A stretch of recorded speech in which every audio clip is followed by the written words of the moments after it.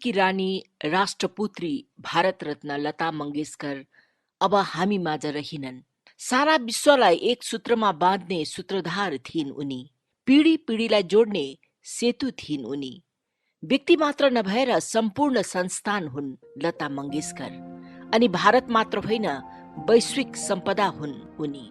उस्ताद अमजद अली खाँको शब्दमा ताजमहल विश्वको 7औं चमत्कार हो भने 8औं चमत्कार हुन् लता मंगेशकर। यसै वर्ष 2022 को 8 जनवरी दिन लता मंगेशकरलाई कोभिड संक्रमण हुँदा मुम्बईको ब्रिज क्यान्डी अस्पतालमा आइसियूमा भर्ना गरिएको थियो र उनी भेन्टिलेटरमा थिइन्। 28 दिनको संघर्षपछि 6 फरवरी दिन लता मंगेशकरले जीवनसित हार खाँदै पञ्चतत्वमा विलीन हुने निर्णय लिइन्। पूर्ण राजकीय सम्मानसित उनको पार्थिव शरीर अग्निलाई समर्पित गरियो। केन्द्र सरकारले भारत रत्न लता मंगेशकरको निधनमा 6 र 7 फरवरीमा 2 दिनको राष्ट्रिय शोकको घोषणा गर्यो। 28 सितम्बर 1929 मा पिता दीनानाथ हर्दीकर र गुजराती परिवारकी माता शिवान्तीकी ज्येष्ठ सुपुत्रीको रूपमा लता मंगेशकरले इन्दोरमा जन्म ग्रहण गरेकी हुन्। लताले संगीतको पहिलो शिक्षा नाटककार र शास्त्रीय गायक पिता मास्टर दीनानाथबाट लिएकी हुन्। पिताको आफ्नै नाटक कम्पनी थियो। घरेलु परिवेश संगीतमय थियो। गायक पिता जब नानी लतालाई काखमा लिएर गीत गुनगुनाउँथे, छोरी लता पनि तोते बोलीमा गाउने गर्थिन्। पछि पिताले गोवाको आफ्नो पुर्ख्यौली शहर मंगेसीसित आफ्नो परिवारको चिन्हारी बनाइराख्न परिवारको उपनाम परिवर्तन गरी मंगेशकर राखे। लताको वास्तविक नाउँ पनि हेमा थियो, तर पिताले आफ्नो नाटक भावबन्धनकी पात्राको नाउँपछि छोरीको पुनः नामकरण गरी लता राखे। यसरी हेमा हर्दीकर भइन् लता मंगेशकर। व्यक्तिमा कला भए औपचारिक शिक्षाको आवश्यकता पर्दैन भन्ने कुरो लता मंगेशकरले सिद्ध गरिदिन्। उनले स्कुली शिक्षा लिएकी होइनन्। उनलाई सांगलीको मुरलीधर स्कुलमा भर्ना गरिएको थियो। त्यस दिन उनले बहिनी आशालाई पनि लिएर गएकी थिइन्। शिक्षकले बहिनीलाई ल्याउने अनुमति नदिँदा क्रोधित लताले एक दिन मात्र स्कुल गएपछि सदाका निम्ति स्कुल नजाने निर्णय लिइन्। उनका निम्ति परिवार सर्वोपरि थियो। 9 सितम्बर 1938 मा सोलापुरको नूतन थिएटरमा आयोजित शास्त्रीय संगीत कार्यक्रममा लताले राग खम्बावती र 2वटा मराठी गीत गाएर आफ्नो गायन कलाकारिताको परिचय दिएकी थिइन्। सार्वजनिक रूपमा यो उनको पहिलो प्रस्तुति थियो। लता मंगेशकरले 1942 सालदेखि चलचित्रका निम्ति गाउन थालेकी हुन्। त्यस वर्ष उनले पहिलो पटक फिल्मी गीत वसन्त जोगलेकरको मराठी चलचित्र किती हसालका निम्ति गाएकी थिइन्, तर पछि त्यो चलचित्र रिलिज हुन सकेन। त्यसै वर्ष उनले अर्को मराठी फिल्म पहिली मंगला गौरीनका निम्ति गाइन्। त्यसको एक वर्षपछि 1943 मा उनले पहिलो पटक हिन्दी गीत माता एक सपूत की दुनिया बदल दे तू मराठी फिल्म गजा भावका निम्ति गाइन्। लता मंगेशकरले 1946 सालमा आपकी सेवा में फिल्मका निम्ति हिन्दी गीत पा लागू कर जोडी गाएर हिन्दी चलचित्र जगतमा पदार्पण गरेकी हुन्। लता मंगेशकर अभिनय कलाकार पनि थिइन्। अभिनय जगतमा उनको प्रवेश अकस्मात भएको थियो। लता 7 वर्षका छँदा पिताले सम्पूर्ण परिवारलाई ममाड लिएर गए, जहाँ पिताको सौभद्र नाटक मञ्चन हुने थियो। अन्तिम घडीमा नारदको अभिनय गर्ने कलाकार बिमार हुँदा तनावमय स्थिति आइपर्छ। तर शान्त स्वभावकी लता पिता कहाँ गई भन्छिन्, सुर्ता नगर्नुस् बाबा, म नारद हुन्छु। मलाई उनको सबै गीत र डायलग थाहा छ। अनि म वचन दिन्छु कि दर्शकहरूले मेरो अभिनय र गीत मन पराउनेछन्। तर एउटा समस्या थियो। अर्जुनको भूमिकामा रहेका कलाकारको उमेर 36 वर्ष थियो अनि नारदको भूमिका गर्ने लता 7 वर्षकी। तर कुनै विकल्प नहुँदा नाटक मञ्चन हुने नै भयो। लताको प्रदर्शनबाट सबै दर्शकवृन्द मन्त्रमुग्ध र आनन्द विभोर भए। लताको खुबै लोकप्रिय भएको पहिलो गीत हो दिल मेरा तोडा मुझे कहीं का न छोडा, जो 1948 को मजबुर फिल्मका निम्ति गाएकी थिइन्। लता मंगेशकरको उर्दू र हिन्दी गीत गायनमा मराठी उच्चारणलाई लिएर अभिनयका बादशाह दिलीप कुमारको आपत्ति थियो। लताले यसलाई गम्भीरतासित लिँदै उर्दू शिक्षक मौलाना महबूबबाट उर्दू सिक्न थालिन्। 1949 को महल फिल्ममा आएगा आएगा आनेवाला आएगा गीतदेखि उनको लोकप्रियता आकाशिएर गयो। 1954 सालमा फिल्मफेयर पुरस्कार स्थापित हुँदा पार्श्व गायकको पुरस्कार राखिएको थिएन। लताले यसको घोर विरोध गरिन्। फलस्वरूप 1959 मा पार्श्व गायनलाई पनि फिल्मफेयर पुरस्कारमा समाहित गरियो। पुरस्कारको रूपमा नग्न नारीको प्रतिकृति रहेको हुनाले लताले आफ्नो पहिलो फिल्मफेयर पुरस्कार लिन अस्वीकार गरेकी थिइन्। तर पछि त्यस प्रतिकृतिलाई लुगाले बेरेर हस्तान्तर गर्दा मात्र उनले ग्रहण गरिन्। ए मेरे वतन के लोगो देशभक्ति गीत लता मंगेशकरका पर्याय बन्न गयो। 1962 मा भएको भारत चीन युद्धमा भारतीय सेनाका जवानहरूको हौसला बढाउन उनले यो देशभक्ति गीत गाएकी हुन्। भनिन्छ लताको आवाजभरि यो देशभक्ति गीत सुन्दा तत्कालीन प्रधानमन्त्री जवाहरलाल नेहरू पनि भावुक भएका थिए। आफ्नो 8 दशकको संगीत यात्रामा उनले 50,000 भन्दा धेरै गीत 14 भाषामा गाएकी छन्। लता मंगेशकरले नेपाली गीत पनि गाएकी छन्। यी हुन् 1966 को माइती घर नेपाली फिल्मका निम्ति जुन माटोमा मेरो, रामकृष्ण ढकालसित फूल भन्छ फुलिरहँ, जुन भन्छ चम्किरहँ बाचुन्जेलीलाई, अनि नेपालका पूर्व नरेश महेन्द्र वीर विक्रम शाहको शब्द रचनामा आकाशका तिरमिरे तारा म गन्न सक्दिन।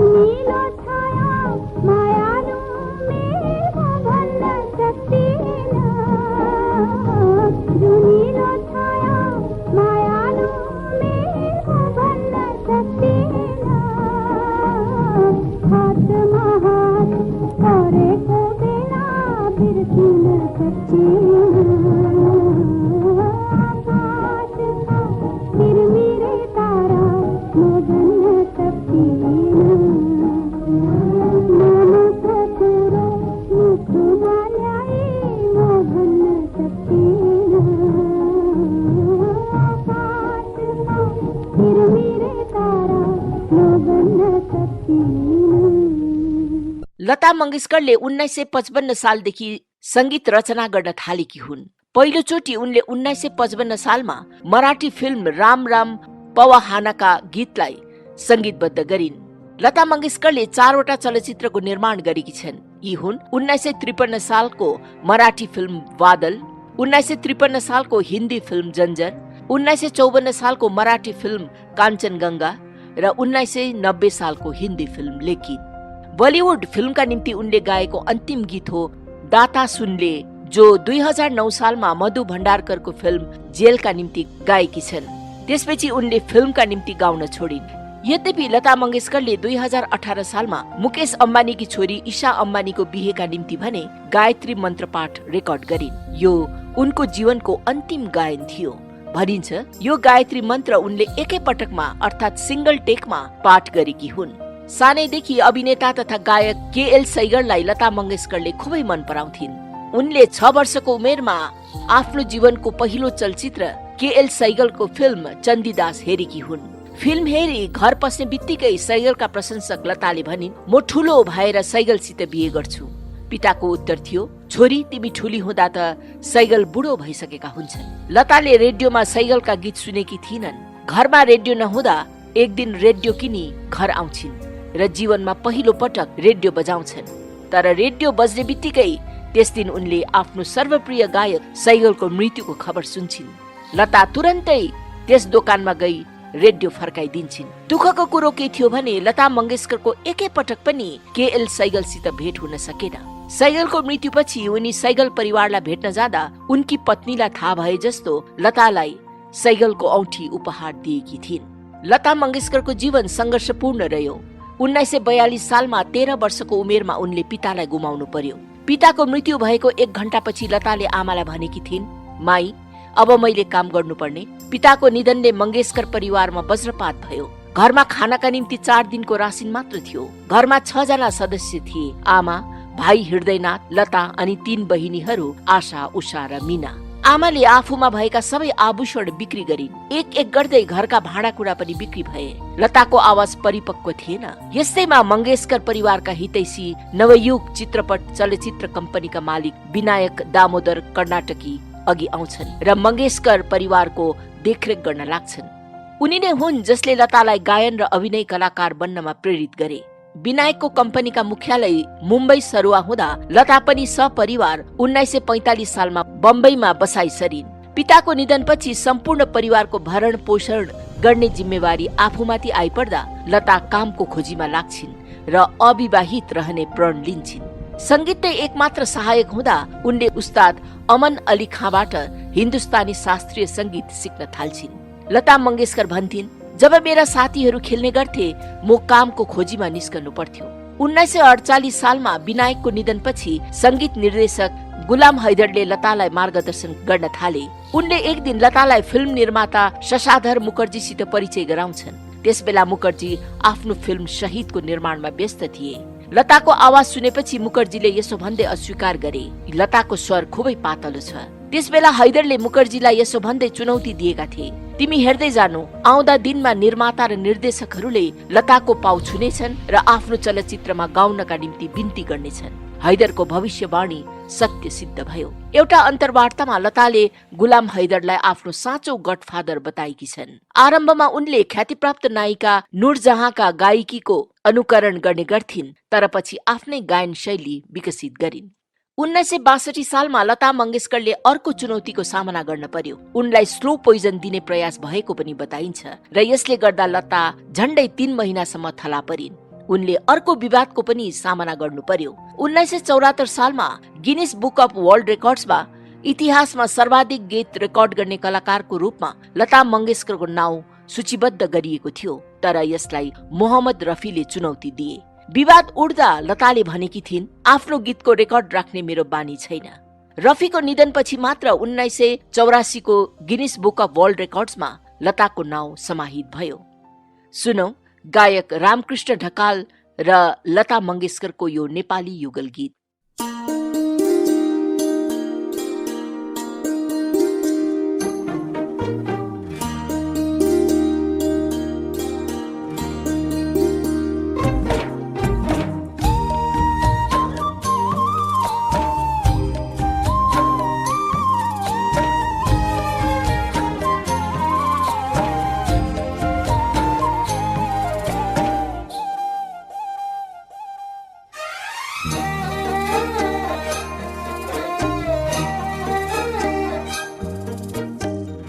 फूल भन्छ फुलिरहँ,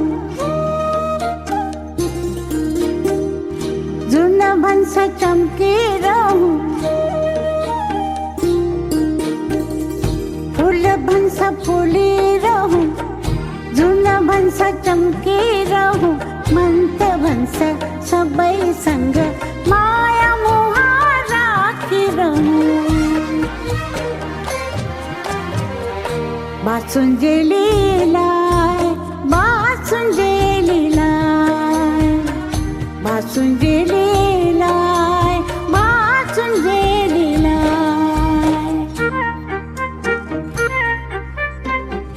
नदी भन्छ बगिरहँ,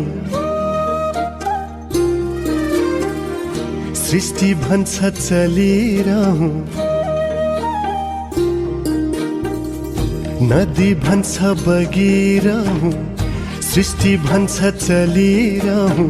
मन त भन्छ सबैसँग माया मोह राखिरहँ। बाँचुन्जेलीलाई, बाँचुन्जेलीलाई, बाँचुन्जेलीलाई, बाँचुन्जेलीलाई।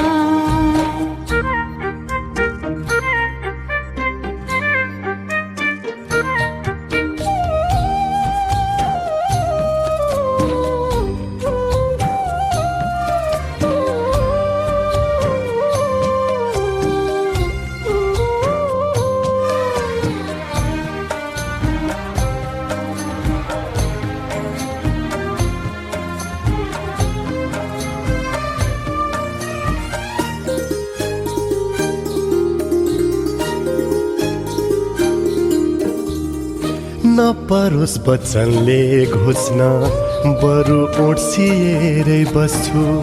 बिझाउँदिन आँखाहरूमा, बरु आफै उडिदिन्छु। नपरोस् वचनले घोच्न, बरु ओड्सिएरै बस्छु। बिझाउँदिन आँखाहरूमा, बरु आफै उडिदिन्छु। कसैको दुःखमा हाँस्दा कसलाई पो शान्ति मिल्छ। सपना त सपना हो, विपनीमा रित्तिहाल्छ, विपनीमा रित्तिहाल्छ। बाँचुन्जेलीलाई, बाँचुन्जेलीलाई, बाँचुन्जेलीलाई, बाँचुन्जेलीलाई।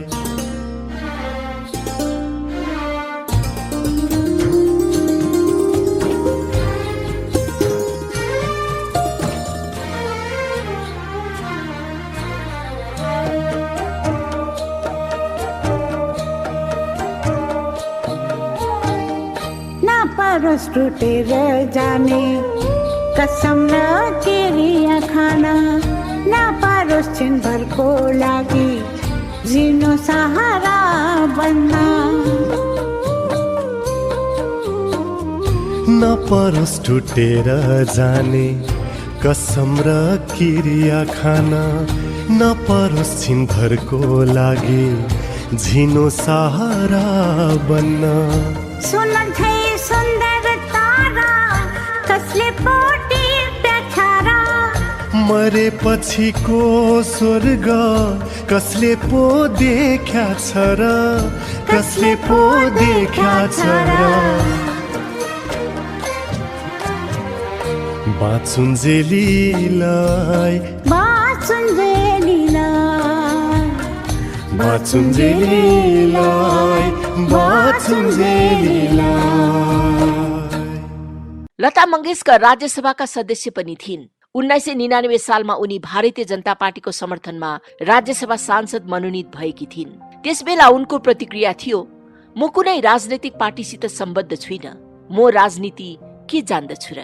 लताले सांसदको 6 वर्षको कार्यकालमा एउटै भत्ता र सुविधाहरू ग्रहण गरिनन्। पेन एकाउन्ट्स अफिसले जति पनि राशि भुक्तान गर्थ्यो ती सबै उनले फर्काइदिन्थिन्। लता मंगेशकर गरिब गुरुबाका मसीहा थिइन्। मंगेशकर परिवारद्वारा स्थापित लता मंगेशकर चिकित्सा प्रतिष्ठानको प्रबन्धनमा पुणेमा मास्टर दीनानाथ मंगेशकर अस्पताल 1989 सालदेखि सञ्चालित छ। लता मंगेशकर पद्म भूषण र पद्म विभूषण सितै अनेकौं पुरस्कार र सम्मानले विभूषित थिइन्। उनलाई देशको सर्वोच्च नागरिक सम्मान भारत रत्नले 2001 सालमा अलङ्कृत गरियो। 2019 मा 90औं जन्मदिवसको उपलक्ष्यमा केन्द्र सरकारले लता मंगेशकरलाई भारतीय संगीतमा योगदानका निम्ति राष्ट्रपुत्रीको उपाधिले सम्मानित गर्यो। यसै वर्ष 2022 को 4 जनवरीको आफ्नो ट्विटरमा लताले लेखेकी छन्, आज हम सब के प्यारे पंचम की पुण्यतिथि है। उसने जितना भी संगीत बनाया वो श्रवणीय था और आज भी लोकप्रिय है। मैं उसकी याद को विनम्र अभिनंदन करती हूँ। यो उनको अन्तिम ट्विटर थियो। एउटा अन्तर्वार्तामा लतासित आफ्नै इच्छानुसार जीवन जिउने फेरि अवसर पाउनुभयो भने तपाईँ कस्तो जीवन चुन्नुहुन्छ भनी सोद्धा लता मंगेशकरले भनेकी छन्, म साधारण मानिसको जीवन जिउन चाहन्छु। साधारण मानिसले जीवनमा झेल्नुपर्ने समस्या सबैलाई थाहा छ, तर के साधारण मानिसलाई लता मंगेशकर हुँदा झेल्नुपर्ने समस्या थाहा छ? लताले आफ्नो हृदयभित्र लुकेका पीर वेदना साझा कहिल्यै गरिनन्। बस नेपाली चलचित्र माइती घरको माध्यमबाट यो शुभकामना सन्देश छोडेर गइन्।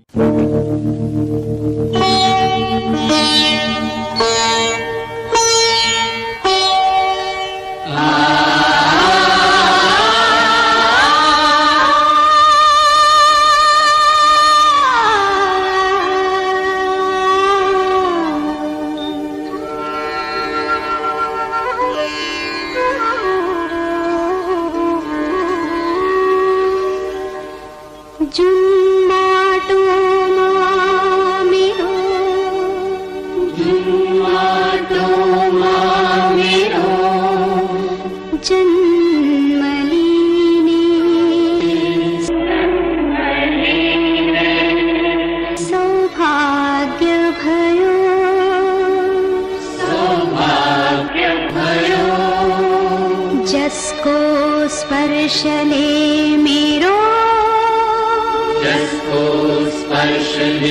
मेरो संसारमा